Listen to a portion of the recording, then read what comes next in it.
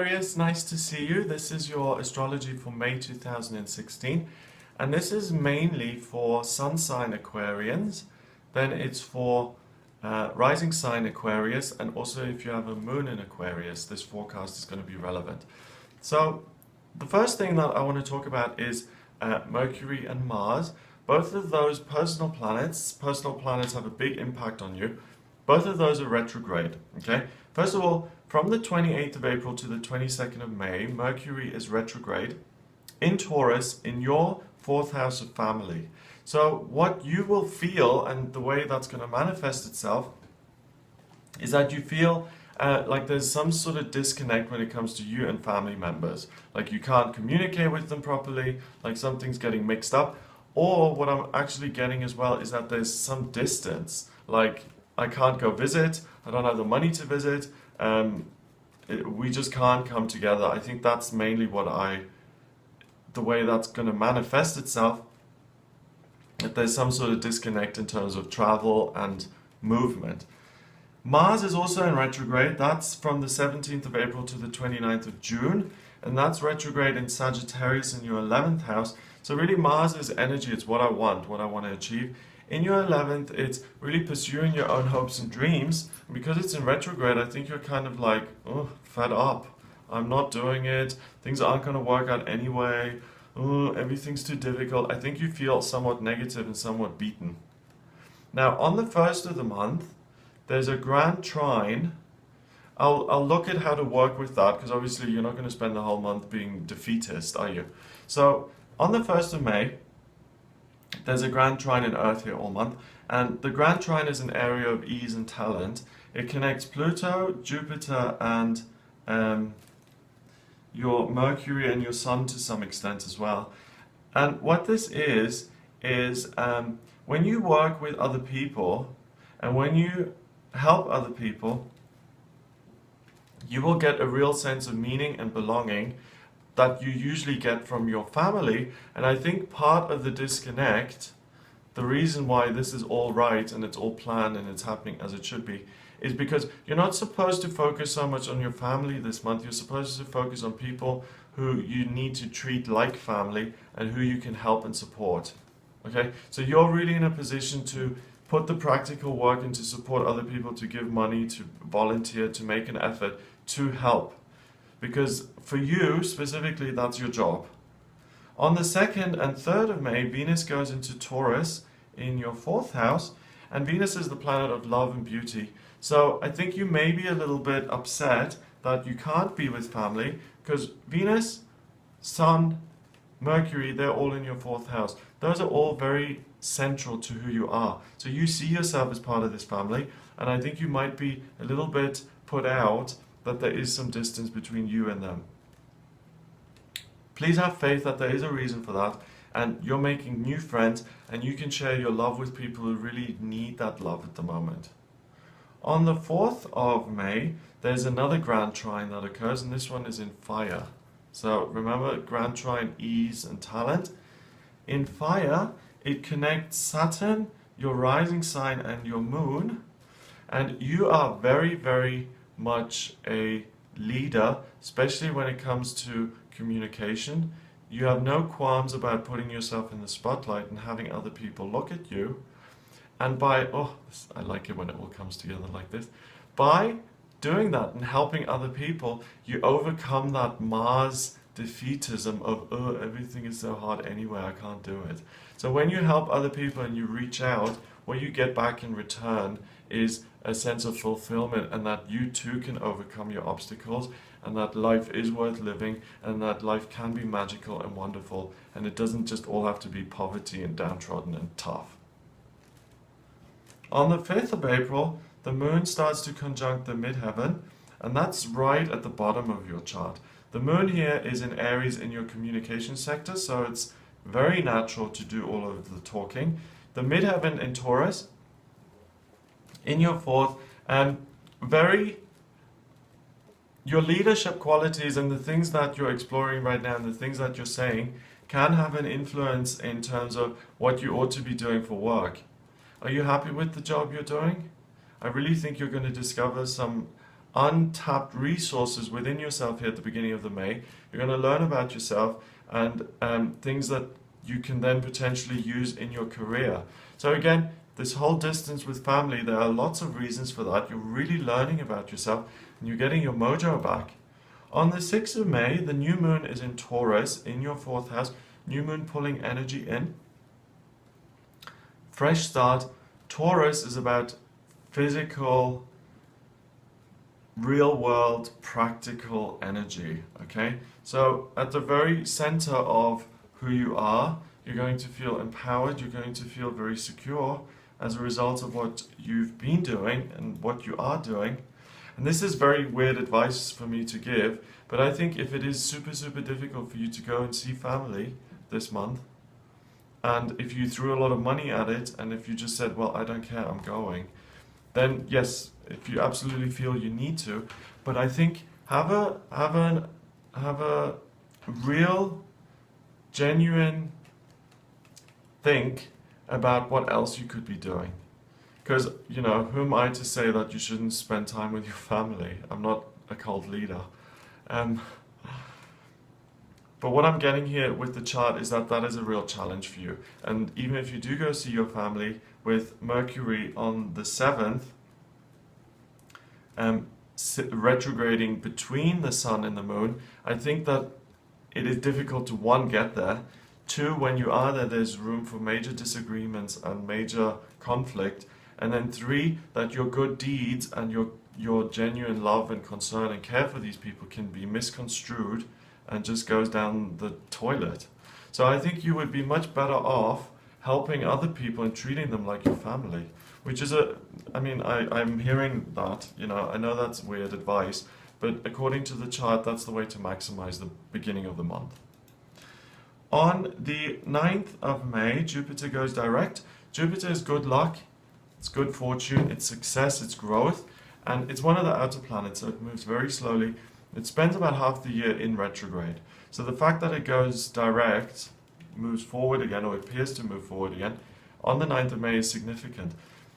The good luck, the good fortune that it expresses is in regard to you and other people, you and institutions, you and official bodies, you and filling in forms, you signing contracts, you doing things in a legal, official way. So if you're an Aquarius and if you're having some issues legally, from the 9th of May, they will turn out much better than they would before. You're going to find it easy to be practical and to do all of these practical things. And you, in conjunction with institutions and being of service to other people, is going to work very well. On the 10th of May, the moon starts to trine Neptune. Neptune is in your 2nd, the moon is in your 6th in Cancer. Again, if you work to help people, if you heal people, not only do you help and heal them, but you actually create some dream-like positive quality when it comes to your own finances. So I know you're not looking for a gift financially or some sort of return, but I think you may actually get something in return for all of the good work that you're doing, which is a nice bonus. On the 12th of May, a T-square appears in this chart. Neptune and Jupiter are opposing each other, and they form this triangle with Saturn, okay? So Neptune is in your 2nd, dream of, wow. So if you support other people and help them maximize their potential through your actions, you can really recapture this sense of hopefulness when it comes to your own life. And really, if you're depressed, help other people. That's the surefire thing. That's the best way for you forward this month. And it doesn't just make you feel better, but it inspires you for making money in future. So this has long-term consequences, positive consequences. On the 13th of May, the moon is now in Leo and it sits on top of your Ascendant, which is also in Leo in your 7th house. This is a fabulous day for you when it comes to relationships, passionate, intimate relationships, and really having fun with people. Okay? So Go on a date, go to an amusement park, enjoy yourself. This is your day to be silly, and this is your best day for love, sex, fun, friendships, relationships, all of that good stuff. 13th. On the 14th, the moon is now in Virgo, it moves on, and it starts to square Saturn on the other side of your chart.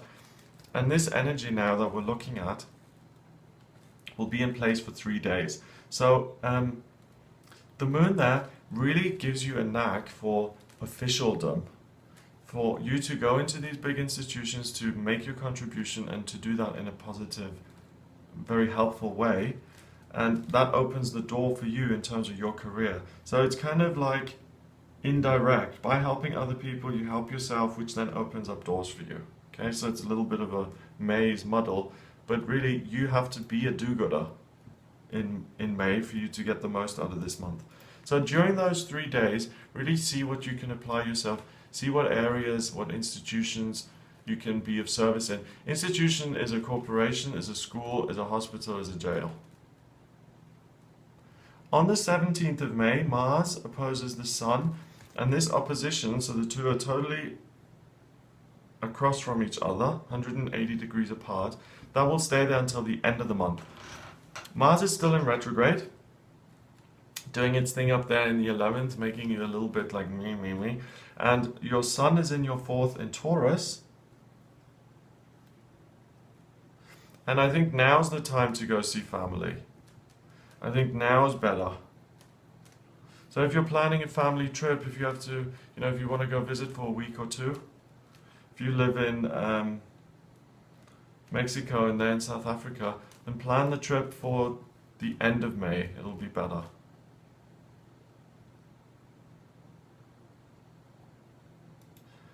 On the 18th, the moon begins to oppose Uranus. Uranus is in your 3rd. And I do want to say, you as a public speaker, you as a performer, that is very, very important this month. And any opportunity you get to be in the spotlight, to be in the limelight, to have people look at you and listen to you, you need to take that. It's very important. It opens up the potential, the opportunities, all of that stuff I was talking about. You help others, that helps you. And really, it opens things up in a way you could have never imagined.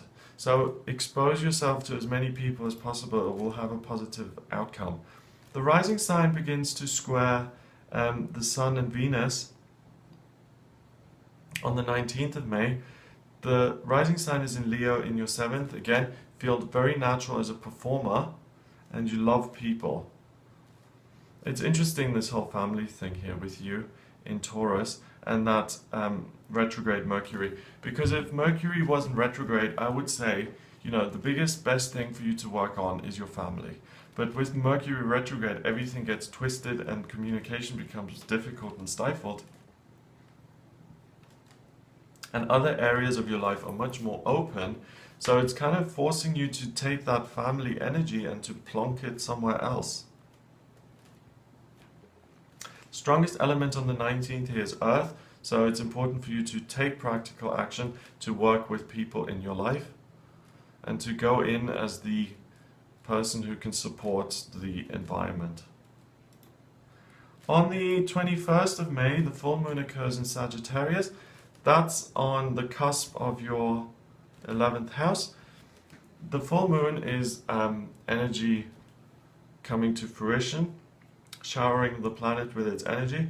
In Sagittarius, it's about moving forward, and it's right next to that retrograde Mars. It's in your 10th house, so the way forward, the career opportunity that's been building this whole month by you helping other people, it appears during the full moon. And it will make sense. You'll be in a place where you feel motivated to actually pursue it, because if the opportunity presented itself at the beginning of the month, you would do nothing with it because you were like, ugh. So that's very good timing. Mercury goes direct on the 22nd. And again, family has got better in the last week. It gets even better now. Communication with family members really smooths out and there's a lack of misunderstanding going on. On the 23rd of May, the moon begins to conjunct Saturn. and that's in your 11th house. You feel comfortable actually moving things forward. And I think you have been shown something, and if you do get an opportunity, if someone says, hey, listen, we've got this job for you, do you want it? And we've got a contract, all you need to do is sign it. The way you can get your 10 grand is by doing A, B, or C. You can actually trust that, and it's safe for you to move ahead. It's a very, green light, it's okay to go forward. And if you have any doubt, don't worry, things are positive for you, especially when they come via other people as opportunities. 24th of May, Venus goes into Gemini. Venus is the planet of love and beauty, and now it goes into your 5th house. So you become much more focused and interested in romance for yourself on a personal level, and not just on a physical level, but connecting with someone in a romantic way. That's a meeting of the bodies and the minds. Okay, so this is the kind of stuff that really sets you up for finding a long-term permanent relationship as opposed to a fling in the summer. Mars and Venus oppose each other now. Venus in that 5th house in Gemini, Mars still retrograding in Sagittarius. Venus overpowering Mars, communication, loving, supporting other people, wins over that sense of no motivation. You know, the thing is, like, if you have a big ego, you tend to compete with people, you tend to really overpower people and really get a lot of things done. But then when you let go of the ego, you feel like, ugh, I've got no energy, what am I supposed to do? But people who disconnect from the ego can still function, can still get a lot of things done. Look at the Dalai Lama, Nelson Mandela, but they operate from a different power source. And the different power source is care and nurture towards other people. And I've been trying to express that in this reading, that you have to change your light bulb or your power socket, and the new energy that you should be living off is care and support and service to other people. That's the key to everything here in this month for you. That's how you're going to get things done. If you go into May being selfish and saying, where's my money, where's my support, where's my love, you're going to end up very disappointed. On the 26th of the month, another T-square occurs. Saturn and the Sun now oppose each other and form a T-square with Neptune. How can you, it's the same thing again, I'm starting to bore myself now. If you support other people, how can you move forward to realize your own working ambitions, hopes and dreams by helping others? Okay, so let's wrap this up. When it repeats itself like this over and over and over again, then the message is very, very clear, basically. And I mean, I've told you, I don't need to tell you 8 times. On the 28th of May, Mars goes into Scorpio. It retrogrades back into the 10th house in Scorpio there. On the 28th, Mars is very unhappy in Scorpio. Mars is the fire planet of energy, movement. Scorpio is water, and it's like about, let's go inside, let's dive deep. Mars hates that. Not only that, he's in retrograde, so the poor guy is just like having a nervous breakdown up there. So in terms of your career, if you try and move forward and you self-propel and you think about what's in it for me, nothing happens. If you look within and see what you've got to offer, then that works. You've also got Black Moon Lilith up there in your 10th house. Be ready to resent other people who are really successful and rich. I think at the end of the month, it might really wind you up if you're at a party or something and someone walks in with a big fat Rolex and a Jag and whatever and boasts about their 10 grand sunglasses. You're going to get annoyed. So, again, the way out of that is to think, how can I help? At the end of the month, 29th, 30th and 31st, there is a grand cross in the sky. It connects your money sector, your hopes and dreams, other people, love and romance. So these really are the things that are going on for you at the end of the month. Do one thing at a time so you don't spin yourself out. So there's a lot of energy and motivation at the end of the month. You can only do one thing at a time. So either focus on romance, focus on helping other people, or focus on making money by helping other people. And those are the real things that you should concern yourself with at the end of the month. Those are the things that you have the most power in. That's where you can make the most affect the most change and create the most movement. Okay, so I hope that gives you something to go on. So that's your personal forecast for you as an Aquarius. Okay, this is a forecast for everyone born during that 30-day period where all the little Aquarians live. If you are interested in getting help with what your life purpose is, what your career should be, love, relationships, living, where you should live, then I can do a personal reading for you, and it's much more specific. It's based on your time of birth, your place of birth, and your date of birth, and that is really specific. So to order that, please visit my website. It's gregoryscott.com. Click on the readings tab and order the reading there. Please remember to subscribe to the channel so that these videos show up. I will be with you next month for your forecast for June. And please join me on the channel for the daily tarot readings, for the vlogs that I do, for the astrology info that I post. I'd really like to have you as part of this channel. Thank you for watching this video, and I'll speak to you soon.